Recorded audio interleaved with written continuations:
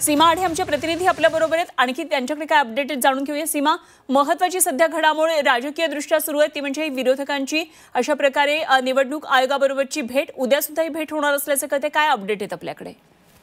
नक्कीच आज आपण बघितलं तर विरोधी पक्षातले जे प्रमुख पक्ष आहेत त्यापैकी प्रमुख पक्षाचे पक्षप्रमुख आज आपल्याला राज्य निवडणूक आयोगाच्या अधिकाऱ्यांशी भेटताना पाहायला मिळत आहे। तर आज मोठ्या प्रमाणात चर्चा झाल्यानंतर पुन्हा एकदा राज्य निवडणूक आयोगाच्या अधिकाऱ्यांसोबत बैठक पार पडणार आहे। विरोधी पक्षनेत्यांपैकी जे प्रमुख नेते आहेत उद्या राज्य निवडणूक आयोगाच्या अधिकाऱ्यांची भेट घेतील आणि पुन्हा ज्या ज्या शंका आहेत मतदारांवरती, मतदार यादींवरती त्या संदर्भात चर्चा केली जाईल।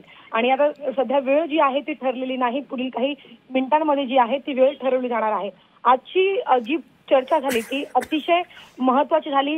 राज ठाकरे असतील, उद्धव ठाकरे असतील, जयंत पाटील असतील, सोबतच जितेंद्र आव्हाड असतील, शशिकांत शिंदे असतील, यांनी प्रमुख मुद्दे मांडलेले होते। सोबतच आमच्याकडे पुरावा असल्याचं सुद्धा आयोगाला सांगितलं। त्यामुळे आता उद्याच्या बैठकीमध्ये सुद्धा आज रणनीती ठरवून उद्या पुन्हा वेगळे जे मुद्दे आहेत ते मांडण्यात येईल आणि आयोगाकडनं खरं तर उत्तर जे आहे ते आता मागितलं जाते। त्यामुळे आयोगाला सुद्धा लवकरात लवकर विरोधी पक्षनेत्यांनी जे प्रश्न उपस्थित केलेले आहेत, जी शंका उपस्थित केलेली आहे त्यांच्या प्रश्नांचं उत्तर देण्यासाठी खरं तर आता त्यांना सुद्धा तयारी जी आहे ती करावी लागणार आहे। त्यामुळे आजची बैठक ज्या पद्धतीने वादळी ठरली, ज्या पद्धतीने महत्त्वाचे मुद्दे मांडले गेले, जे खरं तर सर्वसामान्यांच्या मनामध्ये सुद्धा निवडणूक प्रक्रिया पार पडल्यानंतर निर्माण झालेले होते, त्याच प्रश्नांची उत्तर आज राज ठाकरे असतील, उद्धव ठाकरे असतील हे मागत होते आणि या संदर्भात चर्चा होत होती। त्यामुळे उद्याची बैठक सुद्धा महत्त्वाची ठरणार आहे। त्यामुळे उद्याच्या बैठकीमध्ये वेगळे मुद्दे काय मांडले जातात आणि सगळ्यात महत्त्वाचं म्हणजे ज्या पद्धतीने जयंत पाटील म्हणाले की आमच्याकडे पुरावे सुद्धा आहेत, आम्ही तुमच्याकडे ते पुरावे देखील देणार आहोत। त्यामुळे